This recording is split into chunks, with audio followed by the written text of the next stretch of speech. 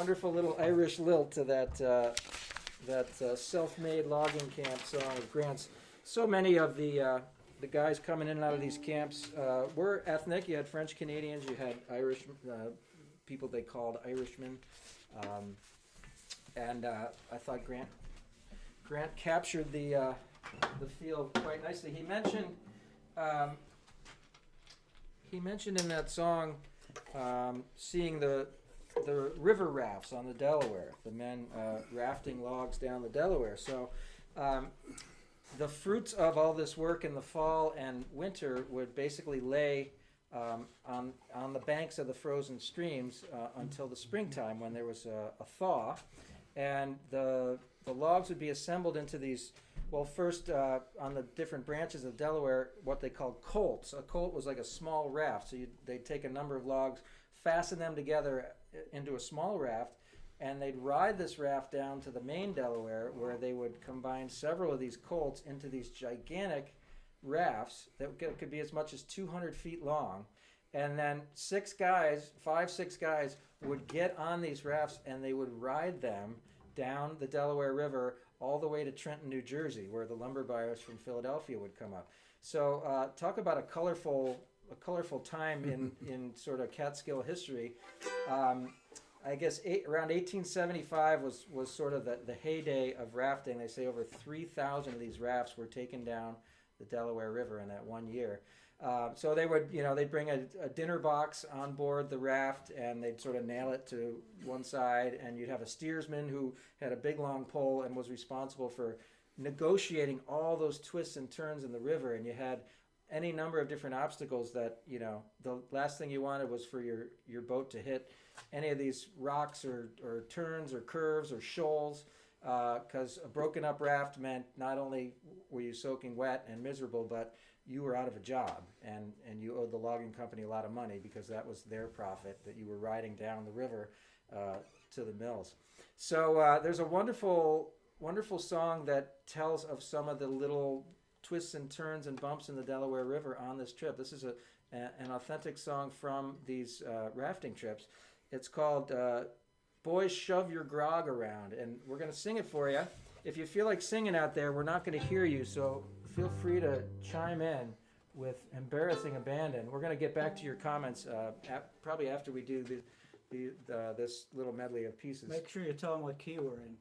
I will, yes. We're going to be in the key of G, and then we're going to sing this a cappella, right, which is the way a lot of these songs, not Grant songs per se, but a lot of these older traditional songs were sung with no musical accompaniment at all, and certainly true for these raftsmen who are tying up at night at local motels and hotels.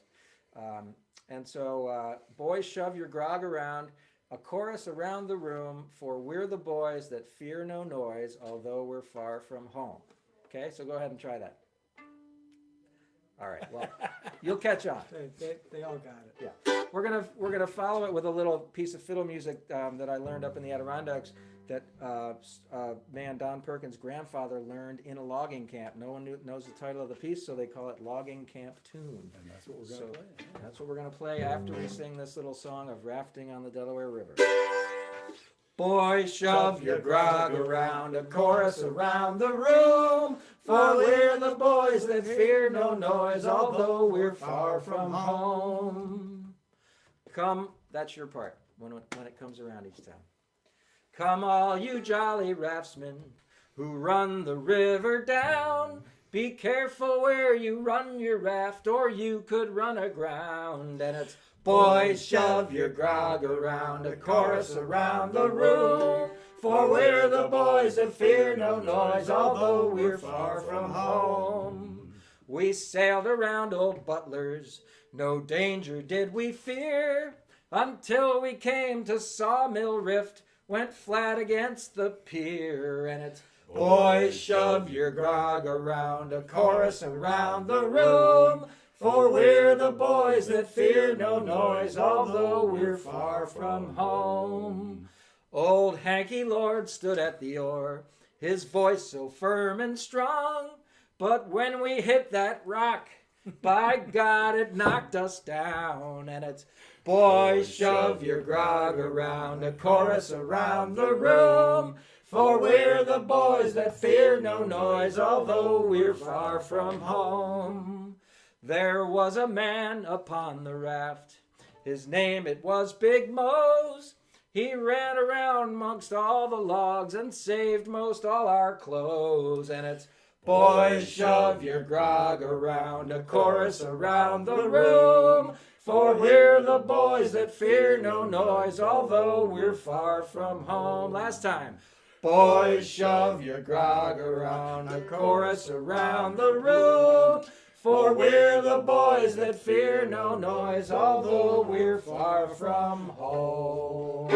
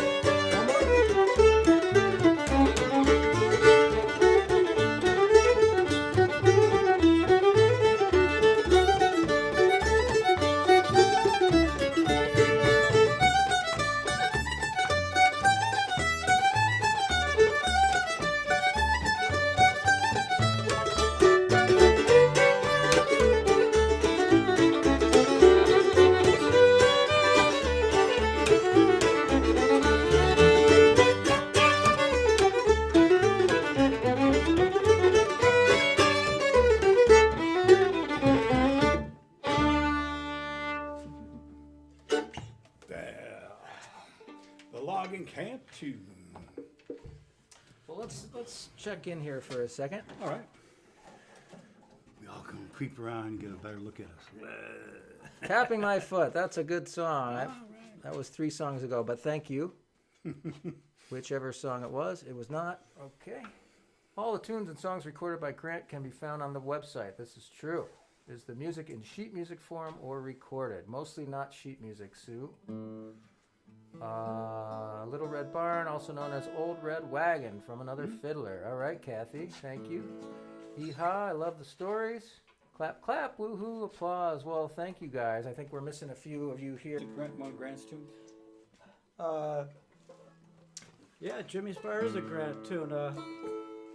He didn't write it about it. There was a place called Jimmy's Bar, but apparently he didn't write it about that place, although the owner of Jimmy's Bar heard the song and kind of incorporated it as his bar theme song. And then I think there was another bar owner that heard that and wanted what was that, Dory's Grant to write her a song. I've never been to Jimmy's Bar, but I have been to a lot of bars back when I spent a lot of time studying anthropology. Oh, That's what I was doing the there. best place to go. Yeah. You want this pretty peppy? Well, you set it up. 2, 3, 4.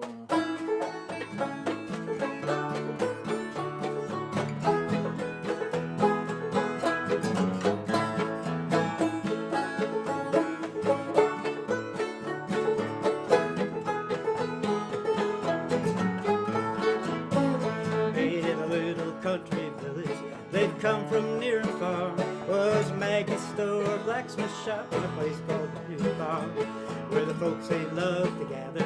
They'll come from near and far to tell their tales and drink their drinks as they lean on Jimmy's Bar. No matter where you come from, no matter who you are, you're sure of more than welcome to Jimmy's bar, where the food is most delicious and drinks are mighty fine.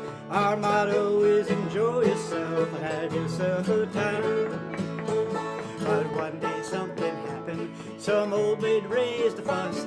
They claimed to have religion, and I guess that's sad enough. They started spreading gossip, with some spread near and far. They said we'll get some ciders and we'll close up Jimmy's bar. But this didn't worry Jimmy, not at all did he seem hurt. If they're as good as they claim to be, they're entitled to their church. So I'll give to them my hotel to remodel as they please. I'll even buy a rug to spread so they won't wear out their knees.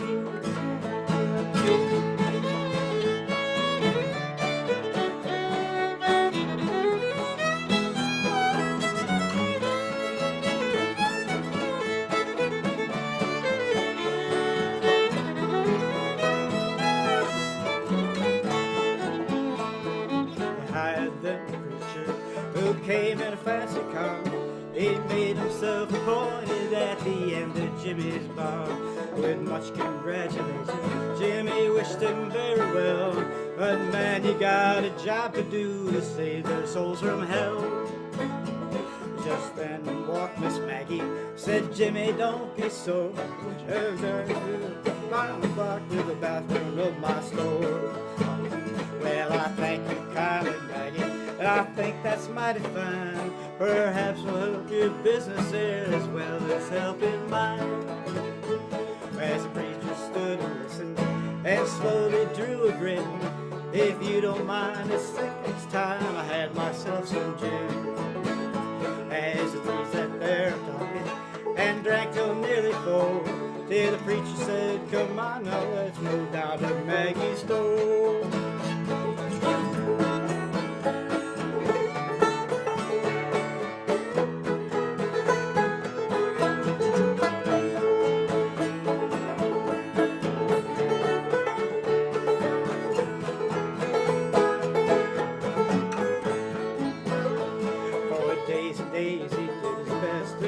To them old maids, his fare was growing slimmer, no profit had he made. But he stuck right to his bargain, would have starved to death from sure, had it not been for Maggie down at the grocery store. One day they lost a preacher, they searched both near and far, till they saw a sign just married down the back of the preacher's car. Well, I walked in where the back door stood ajar, and I saw both he and Maggie at the end of Jimmy's bar. Well, come right in, you ladies, you're welcome, I'm sure, though you should see their faces as they came in through the door. While Jimmy mixed the wedding punch, he served it from a jar, till they all sang hallelujah at the end of Jimmy's bar. So what's the moral of the story, Jim? Be careful who you put together. Give me the stand too. We had always read that Grant's mother was musical, quite musical. She played piano for dancing. She was a clogger. She would clog dance, and she also played an accordion type instrument called the melodeon. And I was very happy about a year ago to discover that there are a couple of recordings of Ethel Rogers, Grant's mother, playing her melodeon in 1958. They were housed at the Library of Congress in Washington, D.C., of all places. And so we're going to play you a medley of two of the pieces that she played that day. It was a summer day in 1958 when they recorded her. Not commercially, of course. They just recorded her to preserve some of her music. So the first one, I don't know, maybe Kathy Schimberg or somebody else knows the title. They just called it on the recording, and she just called it Irish Waltz. So and Jim Haggerty and Gene, being more well versed in Irish music, perhaps you'll recognize the first tune. We only know it as the Irish Waltz, and we're going to follow that with another one that she called Little Juba Time. So these are two pieces she played on her accordion, melodeon. We don't play one of those, so we're gonna do it in our string band format. There we go. Okay, 1, 2, 3, 1, 2.